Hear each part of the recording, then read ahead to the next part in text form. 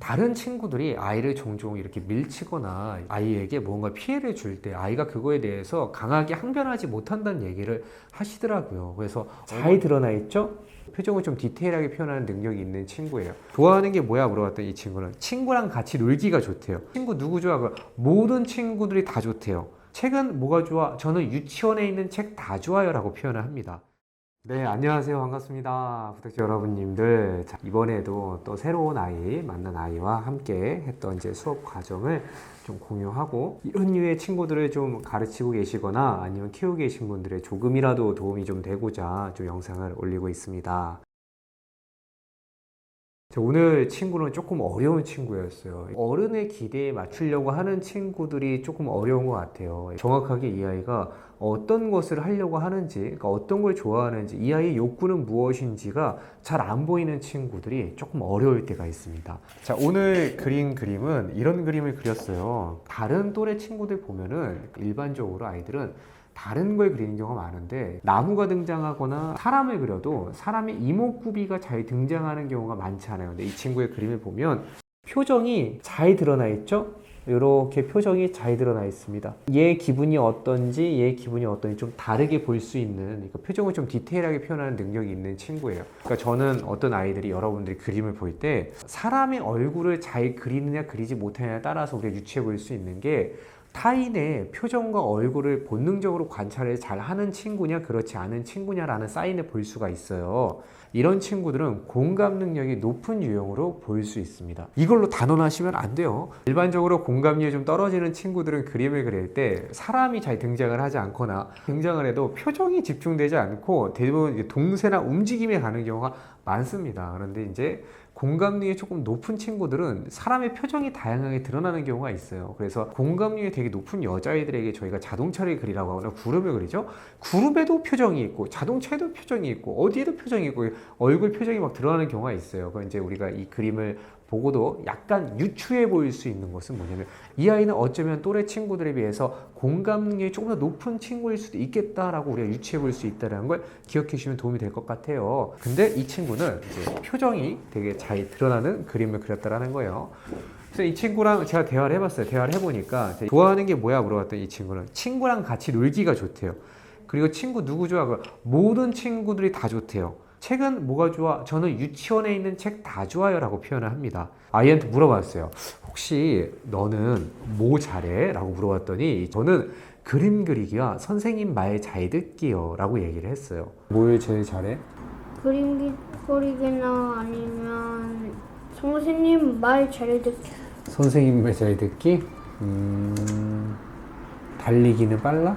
어떤 친구한테는 느리지만 어떤 친구한테는 빨라요. 거 혹시 좋아하나? 네. 어떤 책 좋아해? 유치원에 있는 책 아무거나 다 좋아요.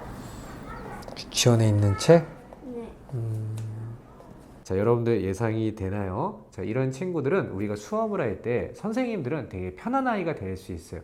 그러니까 일반적으로 우리가 모범생 아이다라고 상상할 수 있는 아이라고 보여져요. 근데 이런 친구들을 교육하다 보면 선생님은 와, 되게 말 잘 듣는구나. 우리 아이 너무 잘했어요, 어머니 이렇게 얘기하고, 선생님 수업은 편한데 이제 어떤 경우가 좀 있느냐? 수업 끝나고 나서 아이는 집에 와서 오늘도 힘들었다 이런 경우가 있을 수 있다는 거예요. 그래서 저는 이렇게 공감 능력이 높은 친구, 타인의 감정을 잘 이해하고 배려하는 친구들은 오히려 교육자가 그 아이가 갖고 있는 욕구나 좋아하는 걸 찾아내고 끌어내는데, 저는 이런 친구들 가르칠 때 제가 꼭 드리는 말씀이 있는데요. 칭찬을 줄이자라는 얘기를 지속적으로 말씀을 드립니다. 제가 기본적으로 교육을 할 때 아이들의 칭찬을 많이 하는 걸 별로 안 좋아하는데요. 이제 그 가장 큰 이유가 뭐냐면, 칭찬 안에 아무리 좋은 칭찬에도 뭐가 들어있냐면 평가가 들어있기 때문에 그래요. 공감력이 상대방이 높죠? 그럼 아이가 어떤 경향이 있냐면, 되게 자기가 좋아하는 자동차 그림을 그렸어요. 근데 그걸 갖고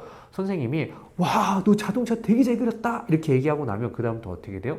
새로운 사람을 만날 때마다 자기는 자동차를 보여주게 돼요. 그게 내적인 욕구 때문에 그런 게 아니라요, 어른들이 보기에는 내가 이런 그림을 그려주면 대체적으로 좋아하는구나 라고 인식을 하는 거예요.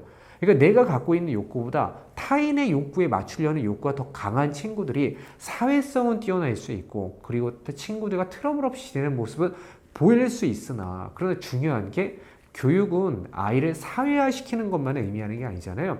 내가 좋아하는 걸 찾아가고 내 욕구를 찾고 내가 하고 싶은 것들을 외치는 데는 크게 방해가 되는 요소일 수 있다는 걸 기억을 해주시고 이런 친구들은 일단 평가 줄이기를 하는 것이 매우 중요하다라는 말씀을 어머님께 전달해 드렸어요.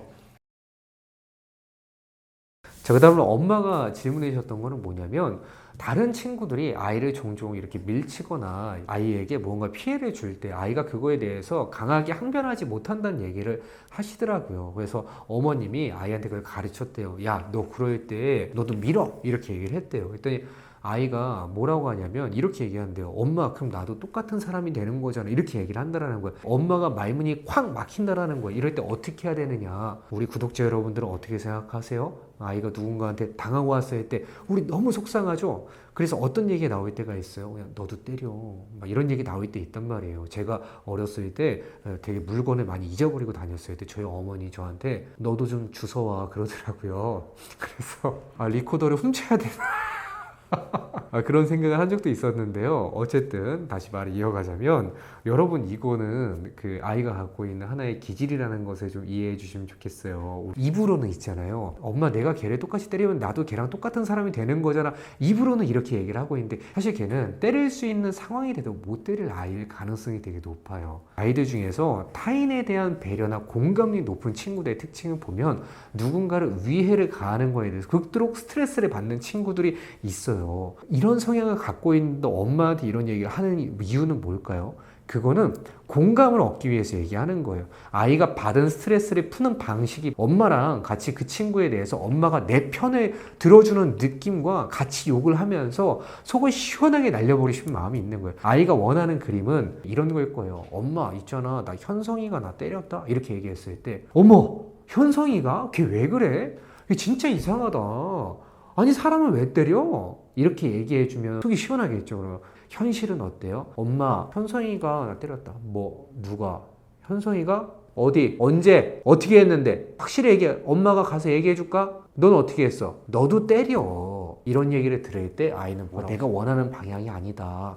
그러면 이제 어떻게 되는 거예요? 아이가 내가 때렸어야 되나 라는 생각을 해요. 근데 아이 기질이 때릴 수 없는 아이잖아요. 그럼 변명하게 되는 거예요. 아니 엄마 나는 그럼 때리고 나면 나도 똑같은 사람이 되잖아. 어렸을 때는 엄마가 나 다른 친구 때리지 말라고 가르쳤는데 왜 지금 이렇게 가르쳐? 이제 엄마는 대립하게 되죠. 여러분 이렇게 몇 번 레파토리를 반복하고 나죠.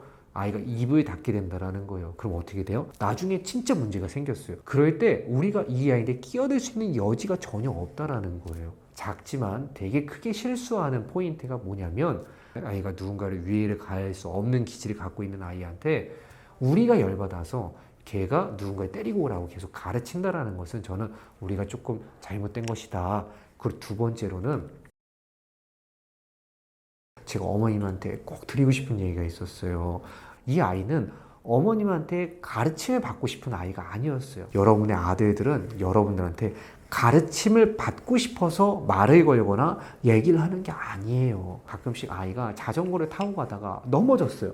그러면 우리가 어떻게 해요? 아이고 어떻게 이렇게 해주면 되는데 그냥 어떻게 하는 경우가 되게 많아요. 이렇게 세워주고 봐봐 이렇게 하다가 왼발이 오른발보다 이렇게 늦게 이러면 넘어지는 거야. 그렇게 하지 말라고. 다시 해봐 한번 타봐 이렇게 하죠. 이러면 어떻게 돼? 애가 짜증을 내기 시작해. 아 내가 한다고. 그럼 이제 어머님들이 물어보세요. 제가 뭐 어쨌다고 그래요? 자기가 자전거 잘 못 타가지고 내가 도와준 건데. 근데 여러분들 아셔야 되는 것은 남자애들이 갖고 있는 기본적인 성향, 오늘 얘기했던 이 전형적인 모범생 스타일인 이 아이의 성향도 보면 어떤 기질이 갖고 있냐면 내가 엄마한테 정말 멋진 사람이라는 걸 보여주고 싶다라는 마음이 있어요. 아이가 자전거를 탈 때 듣고 싶은 얘기는 와 우리 아이 진짜 자전거 잘 탄다라는 이거 보여주고 싶어서 그런 거지 엄마한테 내가 부족한 부분을 콕 집어서 지적당하고 가르침을 받으려고 하는 게 아니에요. 영상을 보시는 우리 구독자 여러분들한테 작은 진실을 하나 알려드릴게요. 여러분 누구도 가르치는 사람을 좋아하지 않습니다. 아이가 무언가를 얘기를 할 때 제일 먼저 해줘야 되는 것은 가르침이 아니라 언제나 공감이 우선되어야 된다는 것을 말씀을 드리면서 오늘 영상 마치도록 하겠습니다. 자 그러면 우리 구독자 여러분들 또 다음에 봐요. 안녕.